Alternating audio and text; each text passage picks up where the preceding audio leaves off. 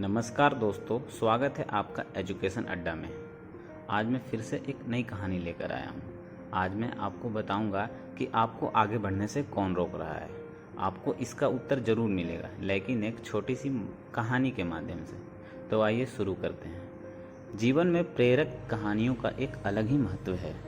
जीवन में अक्सर ऐसे क्षण आते हैं जब हम स्वयं को निराशा के भंवर में फंसा पाते हैं। ऐसे में किसी के बोले गए प्रेरक शब्द या कहीं लिखे गए प्रेरक वाक्य या फिर प्रेरणादायक कहानियाँ हमें निराशा के उस भंवर से बाहर निकालकर नए जोश का संचार कराती है। पुराने समय की कहानी है। एक राज्य था। एक दिन गुप्तचरों ने सूचना दी कि पड़ोसी राज्य हम पर हमला करने वाले हैं। गुप्तचरों ने बताया कि खबर एकदम पक्की है। सिर्फ 3 दिनों के भीतर पड़ोसी राज्य अपने विशाल सेना के साथ हम पर हमला कर देगा और उनकी सेना इतनी बड़ी है कि उनका सामना करना मुश्किल है। उसके बाद राजा बेहद चिंतित हो गया, परेशान हो गया। राजा ने तुरंत सभा बुलाई और सभी लोगों से सलाह मांगी कि हम लोग का मरना तय है। अगर किसी व्यक्ति के पास कोई सुझाव है तो बता सकता है, कोई स्ट्रेटजी है तो बता सकता है।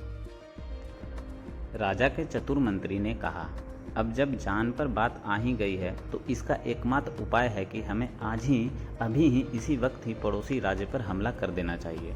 राजा बोला, मंत्री जी, हमारी सेना बहुत छोटी है, हम उनका मुकाबला कैसे कर पाएंगे। मंत्री बोला, पड़ोसी राज्य अभी युद्ध के लिए तैयार नहीं है। अभी उस राज्य पर हमला करने का सही समय है। हमारे जीतने की कुछ तो संभावना बनेगी। वैसे भी हम पर हमला होने वाला है। वो इतनी विशाल सेना है, हम यूं ही मरने वाले हैं। वो वैसे भी हमें 3 दिन बाद मारने वाले हैं, तो क्यों ना कुछ न करके हम ये कर सकते हैं। राजा को बात थोड़ी अच्छी लगी। उसने तुरंत अपनी सेना को तैयार होने का आदेश दिया और उस राज्य के नागरिक भी सेना के साथ जुड़कर युद्ध में चले गए। पड़ोसी राज्य जो था, वहाँ तक पहुँचने से पहले एक पुल पार करना होता था। एक पुल था, तो जैसे ही वो सेना पुल पार करके उस राज्य में घुस गए तो राजा ने कहा, हम अपने पड़ोसी राज्य में घुस चुके हैं। ये जो पुल है, इस पुल को जला दो। और जलने के बाद सेना को बोल दिया, हमारे पास में अब और कोई ऑप्शन नहीं सिवाय लड़ने के।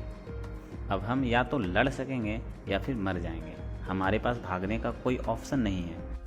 सभी सैनिक अपनी पूरी क्षमता के साथ में लड़े और पड़ोसी राज्य की बड़ी सेना को उन्होंने हरा दिया। इस एटीट्यूड के साथ ही हमारे पास में कोई और ऑप्शन ही नहीं था। इस कहानी का मैसेज है, जब आपके पास में प्लान बी नहीं होता है, आपके पास में सिर्फ प्लान ए होता है, तब उसके पूरे होने की संभावना बहुत अधिक होती है। तब आपके पास में रास्ता सिर्फ एक होता है कि ये अगर नहीं किया तो मारे जाएंगे, बर्बाद हो जाएंगे। तो संभावना बढ़ जाती है उसमें कामयाब होने की। हर कामयाब इंसान का एक वक्त आता है जब उसको लगता है कि अब अगर मैंने कुछ नहीं किया तो बर्बाद हो जाऊंगा, और वो कर लेता है। इसी के साथ इस कहानी का समापन होता है। जय हिंद, जय भारत।